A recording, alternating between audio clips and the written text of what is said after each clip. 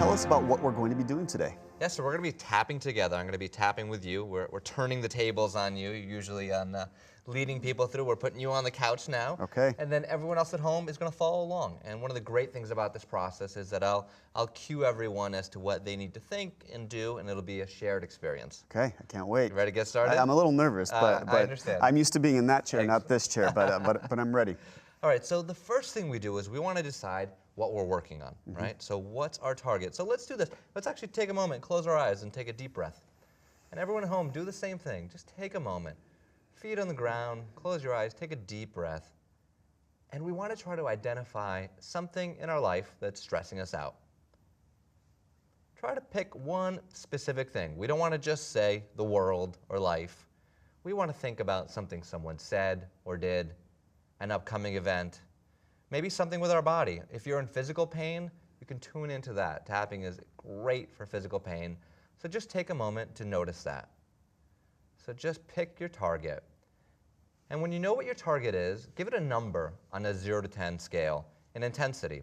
So if you're in pain, you might say it's a 7 or an 8. If you think about something someone said to you that you're angry about, that you're anxious, you're frustrated about, you might say it feels like a 7. And just pick a number, whatever feels comfortable for you. You don't have to get it perfect. You don't have to get it right. So we have our target. We have our number. And when you're ready, we'll gently open our eyes.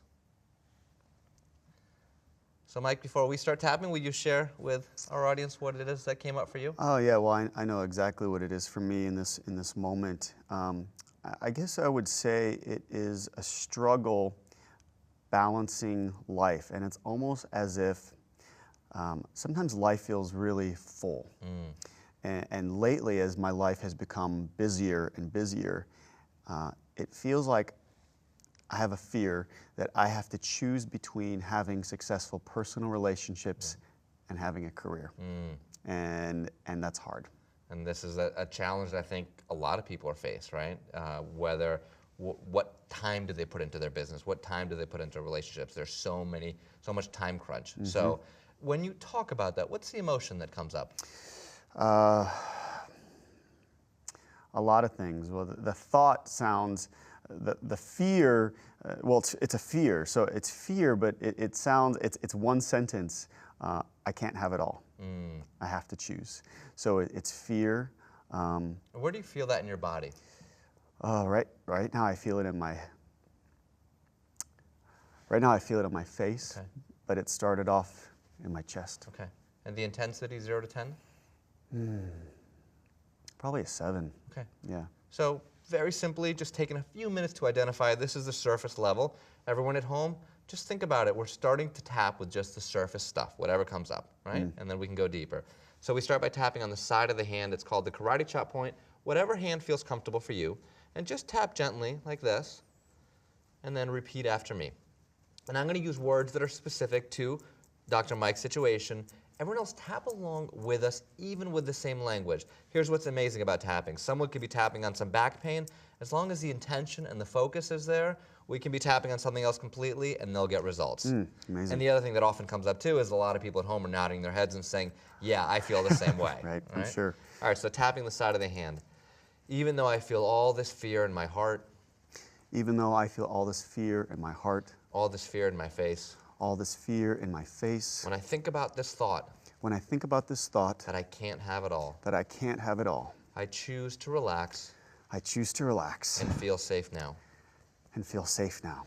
Even though I'm feeling all this fear in my body. Even though I'm feeling all this fear in my body. I can't have it all. I can't have it all. And that's so frustrating. And that's so frustrating. And it brings up anxiety. And it brings up anxiety. And overwhelm. And overwhelmed. And with all these feelings. And with all these feelings. I love, accept, and forgive myself. I love, accept, and forgive myself. Still on the karate chop point, one more time. Even though I have all this fear in my heart. Even though I have all this fear in my heart. I want it all. I want it all. But I can't have it all. But I can't have it all. And that's frustrating. And that's frustrating. And with all these feelings. And with all these feelings. I choose to relax. I choose to relax. And feel safe now. And feel safe now. Now we tap through the points. First point is the eyebrow point. Inside of the eyebrow, right where the hair ends and it meets the nose, one side, the other side, or both sides. The meridians run down both sides of the body, so whatever's comfortable for you. And just tapping gently and just feeling that feeling. Whatever it is you're focused on, think about it for a moment and just repeat after me, this fear. This fear. Now, side of the eye, it's not at the temple, right? It's right next to the eye on the bone. Again, this fear. This fear. Under the eye. You can do both sides if it's comfortable. Feeling that feeling in your body, tuning into the anxiety, the pain, the overwhelm, whatever it is that you're focused on, just repeat this fear. This fear. Under the nose, right on the bone, I can't have it all. I can't have it all. Under the mouth, above the chin, below the lip, and that little crease there, and that's really frustrating. And that's really frustrating. For the collarbone point, just feel the two little bones of the collarbone, and you go down an inch, out to each side about an inch. You can tap with all 10 fingers of both hands, just tapping gently, tuning into that feeling, this fear in my body. This fear in my body. Underneath the arm, 3 inches underneath the armpit, right on the bra line for women, either side of the body, tuning into that feeling. I can't have it all. I can't have it all. Top of the head, where we get to laugh at ourselves and look like monkeys a little bit. Focus on that feeling, and that is so frustrating. And that's so frustrating. Let's do another round. Feeling that fear in your chest, feeling the pain in your body, taking that moment to acknowledge the truth of how you feel. Now, side of the eye, just noticing what's happening. Noticing what ideas, memories, visions are coming up. Under the eye, tapping gently, tuning into the body, tuning into that fear, the anger, the anxiety, the overwhelm, tuning into the event, to what happened, to what they said or did. Under the nose, feeling that in your body. Under the mouth, repeating after me, it's safe to feel these feelings. It's safe to feel these feelings. Collarbone, and it's safe to let them go. And it's safe to let them go. Under the arm, it's safe to acknowledge these feelings. It's safe to acknowledge these feelings. Top of the head, and it's safe to let them go. And it's safe to let them go. Take a deep breath in. And let it go. And just take a moment to tune back in. You can close your eyes again and just tune into your body and see how it feels. What has changed? If you had pain, where's that pain now? If you're feeling anxious or angry about something, how strong is that feeling now? And give it a new number. And then also pay attention to what else came up. What are the thoughts, ideas, memories? So, Dr. Mike, tell me what you're feeling in your heart, in your face, in your chest. Well, what's interesting is that I feel in my body, before we started, it sort of started here and welled up. And now physically my body, I can feel, it just feels like it went down below the neck, if that makes any sense. Yeah, absolutely it does, yeah. And obviously it was very, it's obviously something that's really hard for me to acknowledge, but I can't tell you, when I said that out loud, even before we started tapping, it was this, oh, well, first of all, the first thought was, oh, this is what it's like to be on my couch, right? Yeah, exactly. That was the first thought. But then the second thought was, it's so interesting when I just speak it and taking the power away.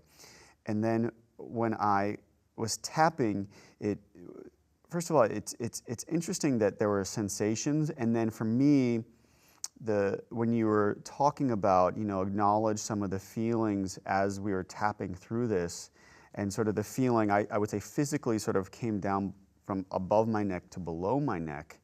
I thought of me as a little boy, and I thought of me, and I had like a memory of I guess not feeling good enough, really, or what's the way to, maybe a better way to put it, to really accurately describe the image and the feeling and the sensation was just really wanting something, and having this, I guess, for me, like a dream, even before I was in high school, I guess. I guess the images that were coming up were pretty early for me, and I could also connect it with not having it all, and some of these images that were coming up for me. There's something specific. So you said pre-high school. Let's try to see if we can hone in on that memory. And this is something that often happens. Everyone at home might be experiencing the same thing, where it's like, oh my gosh, I'm talking about my future and my career, and I'm thinking about something that happened in 7th grade. You Right. know? So this is how, and this is what happens when we calm that amygdala. We get these things from our unconscious that's giving us these great little clues. So tune into that feeling, and is there a specific memory that comes up? I can tell you the time period that comes up, Okay. and there are a couple different visual images that were coming up for me. But you know, it was really funny when my parents got divorced when I was 7. You know, we moved, and you know, my father was a Korean immigrant. My mom is of German descent, and she's a Midwestern farm girl, right? She's from a small town, and when I moved, I remember this feeling of fitting in. You know, I don't. You know, when my mom got remarried, my mom was light-skinned, blonde-haired, and blue-eyed, and Yep. when she remarried, you know, my stepfather's white, so it looked like I was, first of all, adopted. Yep. Second, we moved back pretty abruptly to an all-white suburb in Midwestern Ohio, and coming from Hawaii, I just feel like I didn't fit in. And I guess the feeling and some of the images that were coming up for me were the images of just not feeling good enough, which I, you know, as we're talking about this feeling of not being able to have it all, I guess it really does tap into this feeling of, it brought up these feelings of me being 7 or 8, not being worthy, not being good enough, and really needing to try, Yeah. you know, and needing to hold on to what I had so tightly that maybe, which is probably why some of that, you know, obviously now talking it through, it, you know, obviously seems to me that it makes sense that that's where a lot of that fear was coming up. All right, well, let's get to that, because we know that, I don't need to tell you that the not good enough feeling is the universal underlying everything that you're talking about and looking at with anybody. It's that feeling of not being good enough. So I know everyone else nodding their heads at home and saying, Probably. yeah, that's me, and very similar stories. So Yeah. let's do some tapping on that. Okay. So let's tune in. I love, it seems like you had a very visceral feeling, like you were connecting to that feeling. Yeah. So let's do that, Yeah. right? So take a moment and just close your eyes and just connect to that feeling. Everyone at home, do the same thing. And you might do it by checking in on the idea of not being good enough. When you think about that, what comes up in your body? When you think about, I'm not good enough, just feel that in your body. And see if you can feel it somewhere specifically, and give it a number of intensity. And then if, like it did for Dr. Mike, a specific memory comes up, bring that forward. It might be 1, it might be 10. If it's 10, bring them all together. And just feel the intensity of that memory. Feel that in your body, feel that thought, that belief. And let's do some tapping. Mike, what's the number right now, 0 to 10, of the intensity of that? 5. 5, great. So tapping on the side of the hand. Even though part of me doesn't feel good enough, Even though part of me doesn't feel good enough, I choose to relax I choose to relax and feel safe now. and feel safe now. Even though part of me is holding on tight, Even though part of me is holding on tight, like I did when I was 7 years old, like I did when I was 7 years old, I've got to push, I've got to push. I got to work harder, I got to work harder. I got to get it all done. I got to get it all done. It's got to be hard work. It's got to be hard work. Because it was then, Because it was then, and that's what I know how to do. and that's what I know how to do. And I choose to relax And I choose to relax and feel safe now. and feel safe now. Even though I've been working with this belief Even though I've been working with this belief that I'm not good enough, that I'm not good enough, and it's affecting how I work and it's affecting how I work and how I show up in the world. and how I show up in the world. And I don't fully believe I'm not good enough. And I don't fully believe that I'm not good enough. If I did, I wouldn't be where I am. If I did, I wouldn't be where I am. But part of me believes that. But part of me believes that. And that part is uncomfortable. And that part is uncomfortable. It doesn't feel safe. It doesn't feel safe. And I allow it to feel safe now. And I allow it to feel safe now. Eyebrow tuning into that feeling. What if I'm not good enough? What if I'm not good enough? Side of the eye. Part of me thinks I'm not good enough. Part of me thinks I'm not good enough. Under the eye, part of me judges myself. Part of me judges myself. Under the nose, everything I do. Everything I do, Under the mouth, everything I say. everything I say. Collarbone, I've got to do more. I've got to do more. Under the arm, I've got to be more. I've got to be more. Top of the head, I can't stop. I can't stop. Eyebrow, and I can't have it all. And I can't have it all. Side of the eye, and if I stop, And if I stop, under the eye, if I don't push, if I don't push, Under the nose, I definitely won't have it all. I definitely won't have it all. Under the mouth, this feeling of not being good enough. This feeling of not being good enough. Collarbone, I can see 7-year-old Mike. I can see 7-year-old Mike. Under the arm and feel what he felt. And feel what he felt. Top of the head and feel that pressure. And feel that pressure. Eyebrow to fit in. To fit in. Side of the eye to push. To push. Under the eye to stand out. To stand out. Under the nose, I just want to fit in. I just want to fit in. Under the mouth, like everyone else. Like everyone else. Collarbone, all these old feelings. All these old feelings. Under the arm, all these old feelings. All these old feelings. Top of the head, it's safe to feel them. It's safe to feel them. Eyebrow, and it's safe to let them go. And it's safe to let them go. Side of the eye, what if I could let these feelings go? What if I could let these feelings go? Under the eye, I can't let them go. I can't let them go. Under the nose, because they drive me. Because they drive me. Under the mouth, but what if they don't have to drive me? But what if they don't have to drive me? Collarbone, what if I can accept myself? What if I can accept myself? Under the arm and still get everything done. And still get everything done. Top of the head and still push forward. And still push forward. Eyebrow in an effortless way. In an effortless way. Side of the eye, what if it could be effortless? What if it could be effortless? Under the eye, what a novel idea. What a novel idea. Under the nose, it seems crazy. It seems crazy. Under the mouth, I have to suffer. I have to suffer. Collarbone, not anymore. Not anymore. Under the arm, changing this now. Changing this now. Top of the head, changing this now. Changing this now. Deep breath.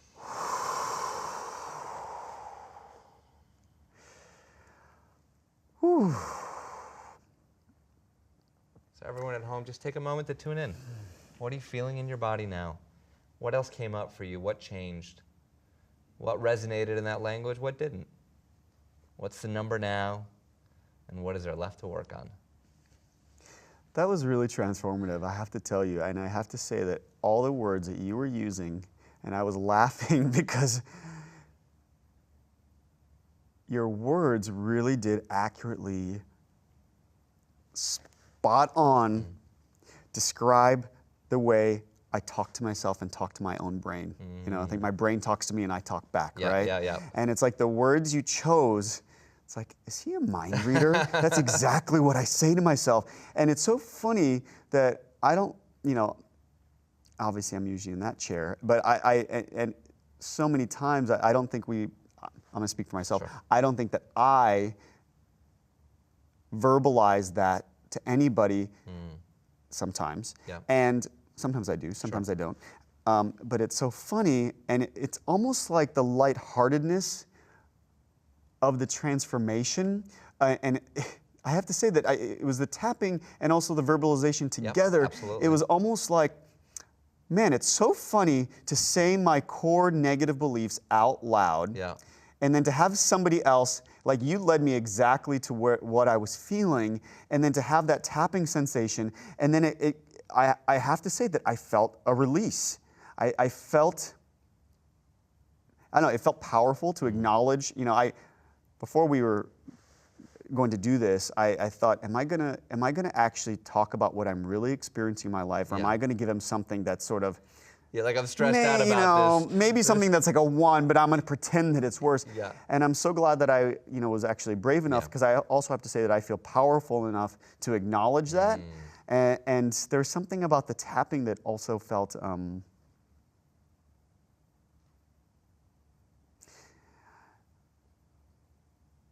do a lot of endorphins get released? They sure Yeah. do. They sure do. Because it kind of felt That's like what that. you're feeling. If I could feel, I'm pretty good, as a nerd, reading books on, and studying neurochemicals. Yep. But I love when I can feel them, and I'm like, oh, I think I know what one that is. Yeah, exactly. I don't know much about meridians, Chinese medicine, acupuncture, or acupressure. But especially at the top of the head one, that to me was really powerful. Well, everyone's got different points that work for them. That really, like, some people, the collarbone point they love, and you can just wake up in the morning and do that, because just doing the process, even if you're not going to that, people say, do I have to wake up in the morning and go to the depth of my emotional thing? Sometimes we feel good, and we just want to activate our energy and just feel even better. So you could pick is it true that you could just pick one of those points sometimes when you need sort of a little bit of a tune-up? Yeah, absolutely. I mean, you could do, the karate chop point under a table if you're in a meeting and you're starting to freak out because you have something coming up. And isn't it interesting that the physical sensation, obviously I do study a lot of mindfulness meditation, that the physical sensations sometimes also take, I know what happens in the mind with that modality, and the physical sensation takes some of the power away from the worrying mind. Yes, absolutely. So, I was picturing you, under the conference table when you're nervous, at least there's something, a physical sensation for you to pay attention to. Yeah, and what happens if you do the tapping enough too, some people actually say that they just imagine the tapping because you're just conditioning your nervous system. Right. Right? So if you do the tapping enough and you condition your nervous system to release endorphins every time you do it, and you can do the same thing with meditation. You can imagine yourself being in a peaceful place, and there you are, you're in a peaceful place. Using the mind to heal the brain, isn't that amazing? Exactly. The other thing that really came up for me that I have to share with you is that I don't think, there was a couple words that you used that were just so right on. I don't think it was about what drives me, right? That you acknowledged and we acknowledged, and I was acknowledging to my own brain, that there's part of my perfectionism and anxiety that I am afraid that if I let that go, I will no longer be successful. So I have to. Absolutely. Right? And that's how you've done it since you were 7 years old. That's right. And guess what? It worked. And it worked. And I have to be the overachiever. And I do oftentimes perceive A minuses as Fs. And I am used to being, I better be the best. In school, especially, and a lot of messaging from my father, who really, it was, when you're a doctor, from the time I was, I think, 5. Wow. It was, it was almost like, there's just so much pressure put on me, And what's funny is I have to say that I don't think that part of me will ever go away, but through the tapping, it was like the 5 went down to a 2, where it's like I could have a playful relationship and a more lighthearted relationship to my own negative thoughts, so I don't have to take them so seriously. Hey, listen, you can handle a 2, Yeah. right? A 2 is a different place to make decisions. 5 is tough. 5 is operating. It's making it so you're not having fun. That's right. And the amazing things that you're doing in life. And I know you deal with a lot of high performers, and you'll see the same patterns over and over again, that they're ultimate achievers. We're also operating with, I think, beyond our personal experiences, a cultural paradigm, right? That says you got to push, you got to go, go. So American, isn't it? It's so American, right? That doesn't say, imagine the conversation, when people say, oh, how are you doing? Oh, I'm stressed, I'm overwhelmed. I just shot this PBS special for 3 days, I'm flying here. Right. Nobody says, oh, I just shot a most relaxing 2 days of PBS special. It was, I tell you, I was in the flow. We just don't talk that way because we don't get acknowledgement. Right. We've got to be stressed to be valuable, right? And that's another cultural paradigm. What a core belief of most Americans that causes brain fog. I have to be stressed to be successful. That's it. And to be worthwhile, to be worthy, to be enough. I have to be stressed to be enough. Boom. It's locked in our brain, and we got to change that, because guess what? It's no fun. No, it's not. And you know what's interesting? I'm having a good day today. So when I'm having a bad day, that 5 is not a 5. That 5's a 9. Yeah. And when things go poorly for me, I get very anxious because I am used to being able to. I struggle definitely with. I think some people struggle more with anxiety versus depression. Mine is anxiety. Mine is, am I gonna do the best, right? And when things don't go my way, that 5 becomes a 9. And let me tell you, that is really not fun to deal with. Absolutely. And then guess what? At the 9, you don't make good decisions, right? We think we do. But we don't make creative decisions. We don't look strategically at our life. The 9 is busy work. The 9 is running around. The 9 is social media. The 9 is jumping from this. It's not so true. Peace and quiet. When I'm in a 9 and something's not going my way, I obsess over. All of a sudden I'm on my phones, checking social media, emailing, Facebook. It's like my brain just can't handle being still. I'm still. I use all the modalities that I teach because I need them. I need meditation because I get so frantic.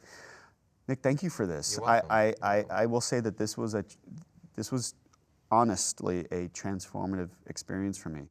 And so we now know the techniques and the tools to get people beyond themselves. And in fact, we know that after thousands and thousands and thousands of brain scans, that you're at your absolute best when you get beyond yourself. when you take your attention off your body, when you take your attention off your identity that's connected